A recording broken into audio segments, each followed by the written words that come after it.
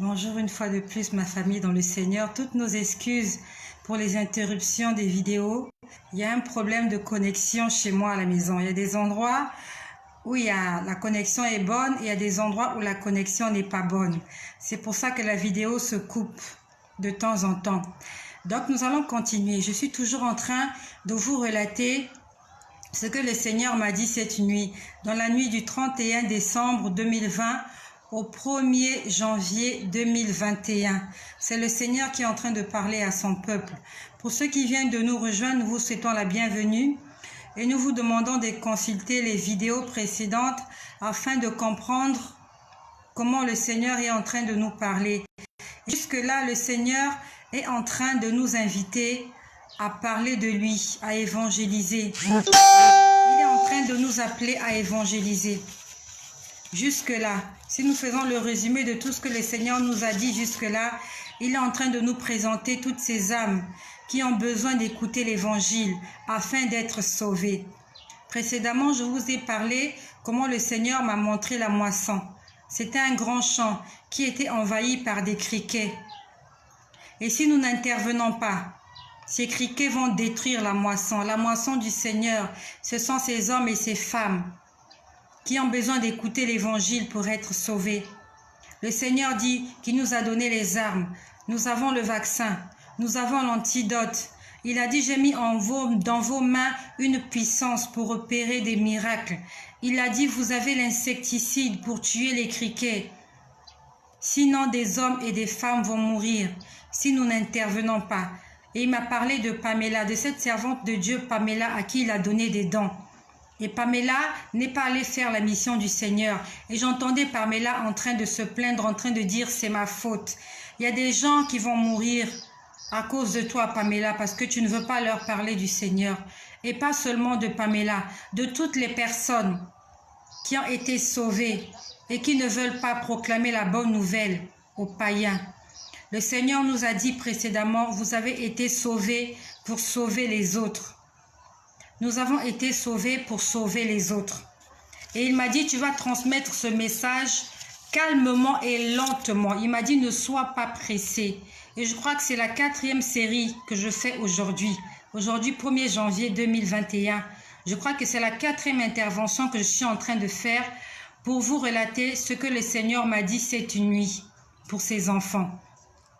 Puis après, lorsque le Seigneur m'a montré la plantation, il m'a montré les criquets qui étaient en train de envahir la plantation et il m'a montré l'insecticide qu'il avait mis sur nos dos. On avait un appareil pour pomper dans la plantation afin que les criquets puissent mourir. Et après, j'ai entendu Jéhovah Tikenu. C'est la 2e fois. La première fois, c'était il y a quelque temps de cela, j'avais entendu Jéhovah Tikenu, lorsque le Seigneur m'avait demandé de prier pour un grand artiste qui était en train de mourir. Et hier, 31 décembre 2020, j'ai encore entendu Jéhovah Tikenu. Lorsque j'ai entendu Jéhovah Tikenu, le Seigneur m'a dit, je veux rendre justice à plusieurs, mais à travers vous. Il m'a dit, je veux rendre justice à plusieurs à travers vous. Il y a des gens à qui le Seigneur veut rendre justice, mais en passant par nous. En passant par nous. C'est le canal que le Seigneur s'est choisi pour rendre justice à plusieurs personnes sur cette terre. Et à ce moment, le Seigneur a commencé à me parler de Moïse. Il m'a dit, je me suis servi de Moïse pour sortir les enfants d'Israël de la servitude en Égypte. Alors que Moïse avait 80 ans, il avait fui l'Égypte, où il était resté 40 ans, et il est allé dans le désert, où il était devenu berger. Et c'est là qu'il a rencontré le Seigneur, sur la montagne, lorsque Dieu s'est révélé à lui dans le buisson ardent.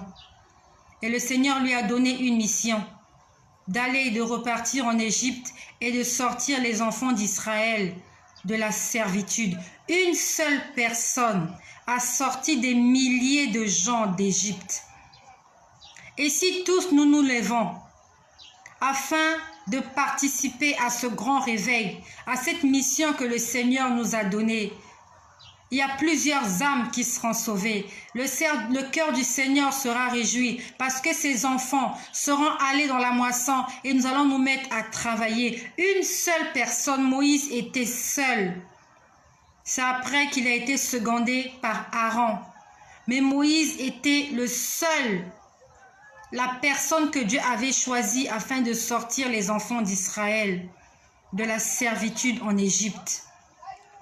Et c'est ainsi qu'il aimerait se servir de chaque personne sur cette terre qui a écouté l'évangile, qui a reçu le Seigneur, pour chaque personne qui est sauvée, afin d'aller sauver les autres. Il m'a encore dit, j'avais choisi Jonas pour aller à Ninive et apporter ma parole. Lorsque Jonas a voulu se détourner de la voie du Seigneur, il s'est retrouvé dans le ventre du poisson pendant 3 jours. Et c'est parce qu'il s'était repenti que le Seigneur l'a craché, a permis que le poisson puisse le vomir. Et il est parti à Ninive pour la mission. Le Seigneur m'a dit, si vous vous taisez, les pierres crieront. Si nous nous taisons, Dieu va susciter beaucoup de gens, beaucoup d'autres personnes. Nous ne sommes pas indispensables dans la maison du Seigneur. Lorsque le Seigneur t'envoie pour une mission, lorsque tu ne l'accomplis pas, l'Esprit du Seigneur se retire de toi et va se poser sur une autre personne qui a un cœur bien disposé. Dieu ne va pas te tuer. Il va juste se retirer de toi et tu seras à la merci de tes ennemis. Comme pour Saül, c'est le Seigneur qui me l'a enseigné cette nuit. Il m'a dit, Saül, je l'avais choisi pour être le roi d'Israël. Je l'avais oint pour être à mon service. Mais lorsque, enflé d'orgueil, il ne voulait plus écouter ma parole, je me suis retiré de lui. Et je me suis cherché un homme selon mon cœur, David. Dieu cherche des David. Dieu cherche des Jérémie. Dieu cherche des hommes et des femmes qui aimeraient parler pour la gloire du royaume. Il m'a dit, je suis en train de chercher. C'est comme il y a quelque temps, je vous ai expliqué comment un matin, pendant que j'étais au bureau, il y avait coupure. Je me suis retrouvée en Île-de-France. Je me suis retrouvée en Île-de-France. Le Seigneur m'avait envoyé dans cette maison de retraite où il y avait des gens qui allaient rendre l'âme.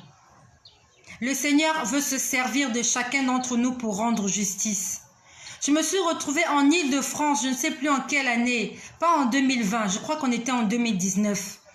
Je me suis retrouvée dans cette chambre de maison de retraite où il y avait 3 malades.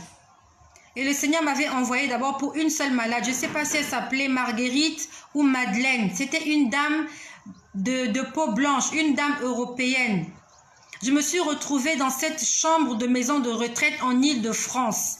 J'avais la peau blanche et j'étais habillée comme une infirmière de cette maison de retraite. Je suis allée parler à l'oreille de cette femme qui était en fin de vie. Je lui ai dit, il fallait qu'elle se confesse. Je lui ai demandé de faire une prière de confession et d'acceptation du Seigneur. Avec beaucoup de peine, mais elle l'a fait. Elle était en train de murmurer dans sa gorge, mais elle l'a fait. Je lui demandais de répéter des paroles à cette dame, Madeleine ou Marguerite. Et lorsque j'ai fini avec elle, ça se passait en esprit. Le Seigneur m'a envoyé vers un autre homme dans la chambre. Et après, il m'a envoyé vers une autre femme dans cette chambre, dans cette maison de retraite. Le Seigneur peut agir avec nous-mêmes en esprit. Mais là, il ne s'agit pas des missions en esprit. Il s'agit des missions physiques. Le Seigneur nous envoie physiquement, naturellement, à aller prêcher la parole pour lui. Cette année, c'est l'année de l'évangélisation. C'est l'année de la sanctification. C'est l'année de la repentance. Ne cherchons pas d'abord les biens matériels. Ne cherchons plus. Nous n'avons pas besoin de chercher ces choses-là lorsque nous sommes au service du Seigneur. Dans Matthieu au chapitre 6 au verset 33, il est écrit « Cherchez premièrement le royaume des cieux et la justice de Dieu.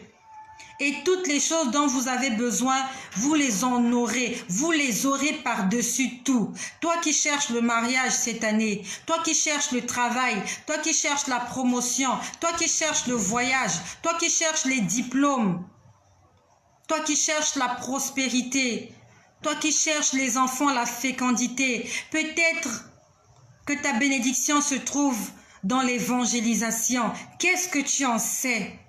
Commence à évangéliser, commence à faire des gens autour de toi, des disciples. Dieu se souviendra de toi. Dieu se souviendra de toi. Commence à être un instrument dans la main du Seigneur. Dieu te comblera de ses grâces, de tes bénédictions. Ces bénédictions qui enrichissent et qui ne sont suivies d'aucun chagrin. Toi qui cherches que le Seigneur te bénisse en 2021, le Seigneur est en train de te dire, va dans la moisson, commence à travailler.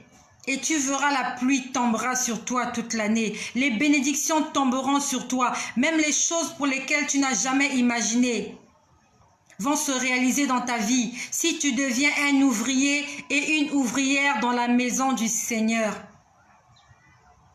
Ne perds pas le temps à aller chercher le travail, à courir derrière le mariage, derrière les enfants, derrière les traitements, derrière les fécondations in vitro.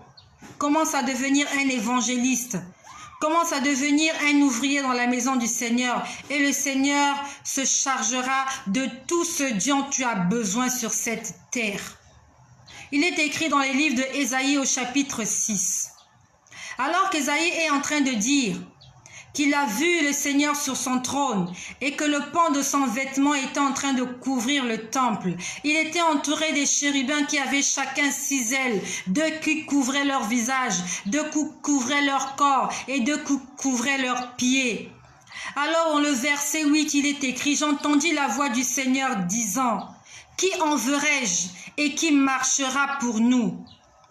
Qui enverrai-je et qui marchera pour nous? Le Seigneur est en train de chercher des gens qui va envoyer dans la moisson, qui va envoyer dans le monde, qui va envoyer dans le champ, afin de labourer le champ, afin de tuer les insecticides, afin de paître les brebis. Et Ésaïe a répondu, me voici, envoie-moi. Ésaïe avait répondu, il avait connu il avait connu et compris le souci du Seigneur. Le Seigneur était à la recherche des gens à envoyer et à parler pour sa part. Est-ce que comme Ésaïe, on peut dire Seigneur, me voici, envoie-moi? Est-ce que tu peux prêcher l'évangile? Est-ce que nous pouvons être des Ésaïe? Est-ce que nous pouvons être des apôtres, des disciples? Est-ce que nous pouvons être des ambassadeurs, des représentants du ciel sur la terre? Il y a des familles qui ont besoin d'entendre l'évangile. Il y a des familles, je vous ai dit que la dernière fois, le Seigneur m'a envoyé dans une famille. Où il m'a dit à quelqu'un qui va bientôt mourir dans cette famille, va dans cette famille, va leur demander de se confesser. Va leur demander de se réconcilier entre eux parce qu'il y a quelqu'un qui va bientôt mourir. Je suis allée dans cette famille-là. Je leur ai dit d'ouvrir les cœurs parce qu'il y a quelqu'un qui allait bientôt avoir des comptes à rendre au Seigneur. Si nous nous taisons, beaucoup de gens vont mourir. Beaucoup de gens vont être perdus. Arrêtons de nous taire. Moi aussi, il y a quelque temps de cela, j'avais honte de l'évangile. J'étais tiède, j'avais honte, j'avais peur. Mais le Seigneur aujourd'hui est venu dans ma vie, il m'a transformé. Et quand il m'envoie quelque part, je vais pour sa gloire. Je parle, je fais ce que j'ai à faire. Je me lève et je laisse le Saint-Esprit faire le reste.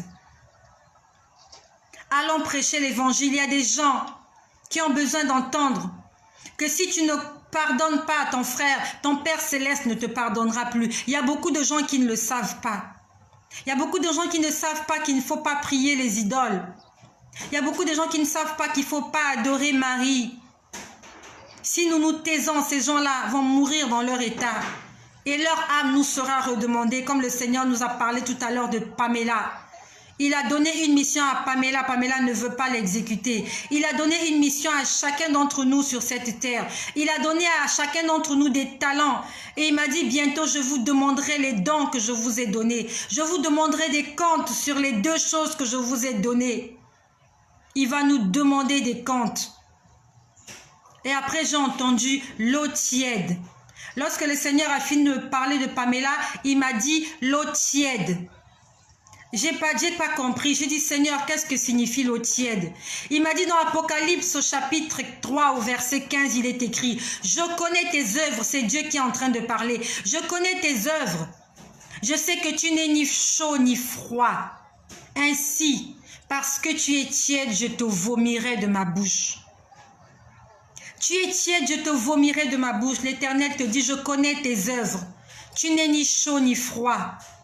Ainsi, parce que tu es tiède, je te vomirai de ma bouche. Pamela, arrête d'être tiède. Et toi aussi qui es tiède dans la maison du Seigneur, sortons de notre tiédeur. Commençons à être des instruments dans la maison de l'Éternel. Commençons à être des vases d'honneur et non des vases d'un usage vil. Commençons à être des femmes et des hommes de prière, des chrétiens dans nos familles, dans nos quartiers, dans nos entreprises. Le Seigneur a dit, si vous vous taisez, beaucoup de gens vont mourir. 2021 est l'année de l'évangélisation. Elle est l'année de l'obéissance à l'Éternel. Elle est l'année de la sanctification, l'année de la repentance. 2021. Le Seigneur a dit, qui marchera pour nous? Qui enverrai-je et qui marchera pour nous dans Ésaïe au chapitre 6 au verset 8? Qui enverrai-je et qui marchera pour nous? Est-ce que le Seigneur peut compter sur toi? Est-ce que le Seigneur peut compter sur toi? Ou tu attends juste qu'il puisse te bénir, qu'il te donne le travail, le mariage des enfants? Mais qu'est-ce que tu donneras en retour à l'Éternel? Qu'est-ce que tu vas lui donner qui pourra réjouir son cœur? La Bible nous dit, il y a de la joie dans le ciel pour une personne qui se répand. Il faut que nous puissions créer la joie dans le ciel. Tous les jours, à chaque moment, soyons des outils, soyons des instruments, soyons des ambassadeurs. Créons la joie au ciel en prêchant l'évangile et en appelant tous les hommes à la repentance. Le message du Seigneur n'est pas encore terminé. Je vous ai dit qu'il m'a réveillé peu avant minuit. Et il m'a parlé jusqu'au matin. Et là, il est 16h31. Je ne sais pas si je pourrais vous le relater entièrement aujourd'hui. Mais le Seigneur m'a dit, dis-le-leur doucement, lentement, petit à petit. Il m'a dit, ne sois pas pressé. Ne sois pas pressé. Je suis, je crois, à ma 4e ou ma 5e intervention aujourd'hui. Il m'a dit, ne sois pas pressé. Et toi qui ne connais pas le Seigneur, je t'invite. Je t'invite aujourd'hui, 1er janvier. Le 1er janvier n'est pas une finalité. Ce n'est pas parce que tu as vu 2021 que c'est terminé. Non, la route est encore longue. Il y a beaucoup de gens qui vont arrêter leur chemin en 2021. Et il y a d'autres qui vont la continuer en 2022. Et je prie que tu n'arrêtes pas ton pèlerinage en 2021, mais que nous puissions nous retrouver en 2022 pour de nouvelles expériences avec le Seigneur. Toi qui n'as pas encore donné ta vie au Seigneur Jésus-Christ, n'oublie pas qu'aujourd'hui, c'est un jour de fête, mais c'est aussi un jour comme tous les autres. Il y aura des naissances, il y aura aussi des morts. Il y aura des naissances, il y aura aussi des morts. Il faut que tu t'en souviennes. Qu'il y a des gens qui ont crié bonne année aujourd'hui et que c'est peut-être leur dernier jour. Pour certains, c'est peut-être leur avant-dernier jour. Il y a des gens qui partiront le 2, d'autres partiront le 3, d'autres partiront en février, d'autres en mars, d'autres en décembre. Alors qu'ils ont envoyé des vœux à leur famille, à leurs connaissances et ils en ont reçu. Vœux de bonheur, de prospérité, de longévité. Il y en a beaucoup qui n'auront pas une longévité. Et j'aimerais t'inviter avec moi à faire cette prière. Répète avec moi s'il te plaît. Seigneur Jésus, j'ai écouté ta parole. Je te remercie pour ce 1er janvier 2021. Parce que tu me fais grâce d'être compté parmi les vivants. J'aimerais vivre pour toi. J'aimerais consacrer ma vie à ton œuvre. Je reconnais que tu es mon Seigneur. Je reconnais que tu es mon Sauveur. Je reconnais que tu es mon Dieu. Pardonne ma tiédeur. Pardonne ma peur. Pardonne ma honte pour l'Évangile. Je prends la décision d'être un instrument dans ta maison. Je prends la décision de devenir un évangéliste pour toi. Je prends la décision de devenir un ambassadeur du royaume des cieux sur la terre.